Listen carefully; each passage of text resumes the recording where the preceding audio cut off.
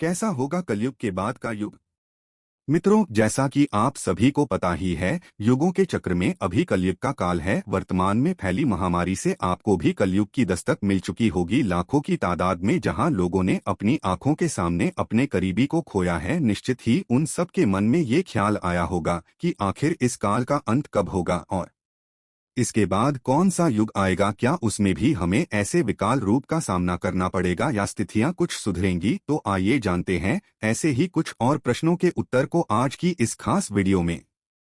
कलयुग के बाद का युग। नमस्कार मित्रों, स्वागत है आपका भारत भस्कती सागर चैनल पर एक बार फिर। मित्रों, गीता में कहे अनुसार युगों के परिवर्तन का यह 22वां चक्र चल रहा है और जिस प्रकार एक आत्मा का शरीर को त्याग कर दूसरा शरीर धारण करना, दिन के बाद रात का होना, समय के साथ ऋतु का परिवर्तित होना तय है, ठीक उसी प्रकार एक निर्धारित कालखंड के बाद इस सृष्टि में युग का परिवर्तन होना भी एक अटल सत्य है। माना जाता है कि युगों के इस परिवर्तन की क्रिया में अब कलयुग के समाप्त होने और सतयुग के आरंभ होने का समय आ गया है। किंतु इस नए युग के आरंभ और स्वरूप के बारे में बताने से पहले आपका ये जानना बहुत आवश्यक है कि हिंदू धर्म ग्रंथों के अनुसार कलयुग का काल 4,32,000 साल लंबा है और कलयुग का अभी प्रथम चरण ही चल रहा, क्योंकि पुराणों में स्पष्ट रूप से वर्णित है कि कलयुग का प्रारंभ 3102 ईसा पूर्व ही हो गया था, जिसका अर्थ यह हुआ कि अभी कलयुग के 5123 वर्ष ही बीते हैं और अभी भी 4, 2, 6, 8, 7, 8 वर्ष बाकी है। तो मित्रों, इससे आपको भी ये स्पष्ट हो गया होगा कि कलयुग अपने चरम पर नहीं पहुंचा बल्कि आरंभ की ओर बढ़ा है। किंतु यदि आप ये जानने के इच्छुक हैं कि कलयुग का अंत कैसा होगा, तो आपको इसका उत्तर सनातन धर्म के कई ग्रंथों में मिल जाएगा, जिनमें से एक ब्रह्म पुराण के अनुसार कलयुग के अंत में मनुष्य की आयु महज 12 वर्ष रह जाएगी और इस दौरान लोगों में द्वेष और दुर्भावना बढ़ेगी और कलयुग की उम्र जैसे जैसे बढ़ती जाएगी वैसे वैसे नदियां सूखती जाएगी। बेईमानी और अन्याय से धन कमाने वाले लोगों में बढ़ोतरी होने लगेगी। इतना ही नहीं, धन के लोभ में मनुष्य किसी की हत्या करने में भी संकोच नहीं करेगा। मनुष्य पूजा पाठ, व्रत, उपवास और सभी धार्मिक काम करना बंद कर देगा। गाय दूध देना बंद कर देगी। मानवता नष्ट हो जाएगी। लड़कियां बिल्कुल भी सुरक्षित महसूस नहीं करेंगी, यहाँ तक कि उनका अपने ही घर में शोषण होगा। उनके अपने ही उनके साथ व्यभिचार करेंगे। बाप बेटी भाई बहन सभी रिश्ते अपनी मर्यादा को पीछे छोड़ देंगे। एक भाई दूसरे भाई का ही शत्रु बन जाएगा। शादी जैसा पवित्र रिश्ता एकमात्र व्यापार बनकर रह जाएगा। सभी की शादीशुदा जिंदगी में कोई न कोई बाधा जरूर आएगी। पति पत्नी एक दूसरे को धोखा देना आरंभ कर देंगे। यही नहीं, कलयुग में समाज हिंसक हो जाएगा। जो लोग बलवान होंगे, चारों तरफ सिर्फ उनका ही बोलबाला होगा और जब प्रकोप अपनी चरम सीमा पर होगा, तब भगवान विष्णु कल की अवतार लेंगे और पृथ्वी से समस्त अधर्मियों का नाश करेंगे।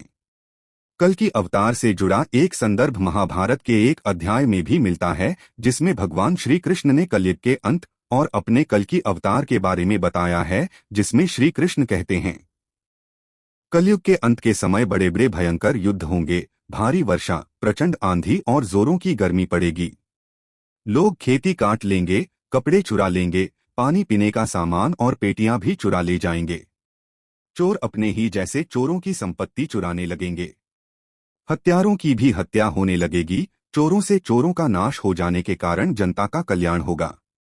युगांत काल में मनुष्यों की आयु अधिक से अधिक 12 वर्ष की होगी। लोग दुर्बल, क्रोध, लोभ तथा बुढ़ापे और शोक से ग्रस्त होंगे। उस समय रोगों के कारण इंद्रियां क्षीण हो जाएंगी और जब कलयुग में पाप अपने चरम पर पहुंच जाएगा और पृथ्वी लोक से धर्म पूरी तरह से समाप्त होने लगेगा, तब मैं कल की रूप में अवतरित होकर इस धरा को पापों से मुक्त करूंगा और उसके बाद जो नया युग आएगा वह सतयुग कहलाएगा। अर्थात सृष्टि युग परिवर्तन का 22वां चक्र पूर्ण करके 23वें चक्र में प्रवेश करेगी। मित्रों, वही दूसरी तरफ शिव पुराण कलयुग के आरंभ के कुछ संकेतों को बताता है, जिससे आप यह अनुमान लगा सकते हैं कि अब कलयुग का आरंभ हो चुका है। जो यह कहता है कि घोर कलयुग आने पर मनुष्य पुण्य कर्म करना छोड़ दुराचार में फंस जाएगा, सत्य से मुंह फेर लेगा, दूसरों की निंदा में तत्पर हो जाएगा। दूसरे के धन को हड़प लेने की इच्छा मनुष्य के मन में घर कर जाएगी। न सिर्फ पराई स्त्रियों पर मनुष्यों का मन आसक्त होने लगेगा, बल्कि वो दूसरे प्राणियों की हिंसा में लग जाएगा और सभी अपने शरीर को ही आत्मा समझने लगेंगे और उसकी रक्षा के लिए अलग अलग तरकीबें अपनाएंगे। देखा जाए तो यह एक ऐसा युग होगा जिसमें मनुष्य गूढ़, नास्तिक और पशुबुद्धि वाले बन जाएंगे। संतान माता पिता से द्वेष रखेंगे। ब्राह्मण वेद बेचकर जीविका चलाएंगे, धन का उपार्जन करने के लिए ही विद्या का अभ्यास करेंगे और अधिकतम समय मद में मोहित रहेंगे। अपनी जाति के कर्म को छोड़ दूसरों को ठगेंगे और तीनों काल की संध्योपासना से दूर रहेंगे। क्षत्रिय के संदर्भ में तो यह तक कहा गया है कि वह स्वधर्म का त्याग कर देंगे और उनमें शौर्य का अभाव होने लगेगा। वे कुत्सित चोरी-चकारी कर अपना पालन पोषण आरंभ कर देंगे। वो अपना कर्म धर्म छोड़कर उज्ज्वल वेशभूषा से विभूषित होकर व्यर्थ ही घूमेंगे और स्वयं को कुलीन उच्च जाति का जानकर चारों वर्गों ब्राह्मण, वैश्य, शूद्र, दलित के साथ वैवाहिक संबंध स्थापित कर सभी वर्गों को अपने संपर्क से भ्रष्ट करेंगे। इतना ही नहीं, कलयुग की स्त्रियां प्रायः सदाचार से भ्रष्ट और पति का अपमान करने वाली होगी। वह सास-ससुर से घृणा करेगी, किसी का भी भय नहीं करेंगी, मलिन भोजन करेगी और अपनी पति की सेवा से सदा ही विमुख रहेंगी। मित्रों, ध्यान दे तो शिव पुराण में वर्णित ये सारी बातें आज की स्थिति को देखकर सच लगती है, जबकि कलयुग ने तो अभी मात्र 5000 साल ही पूरे किए हैं और इसे समाप्त होने में अभी भी लाखों वर्ष बाकी है। तो जरा सोचिए, कलयुग जब अपने चरम पर होगा तो उस समय क्या होगा, कैसा होगा सतयुग। मित्रों, अब आते हैं आज की वीडियो के मुख्य विषय अर्थात सतयुग के वास्तविक स्वरूप की।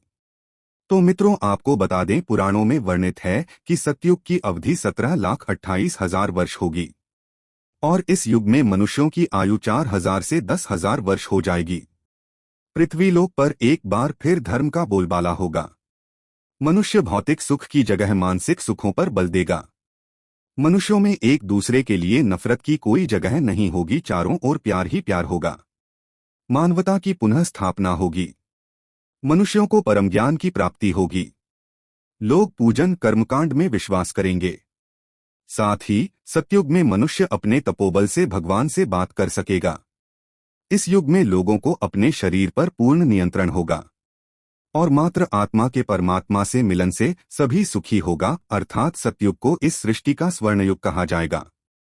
लेकिन मित्रों, सतयुग आने में अभी काफी लंबा समय है, किंतु हम अपने कर्मों से कलयुग के स्वरूप को भी सतयुग बना सकते हैं, क्योंकि धर्म ग्रंथों भी कहते हैं कि कलयुग में भी जो लोग धर्म और कर्म पर विश्वास करेंगे उन्हें सतयुग की तरह ही सुख की प्राप्ति होगी। यदि आप भी इस घोर कलयुग में सतयुग का सुख पाना चाहते हैं तो अपने कर्मों पर ध्यान दीजिए और उस हर एक कर्म को सुधारिए जो आपको पाप का भागीदार बना सकता है। तो मित्रों, उम्मीद करते हैं आपको हमारी आज की ये वीडियो पसंद आई होगी। यदि हाँ तो नीचे कमेंट करके जरूर बताएं और ऐसी ही और भी आध्यात्मिक और धार्मिक जानकारी के लिए हमारे YouTube चैनल भारत भस्कती सागर को लाइक करें।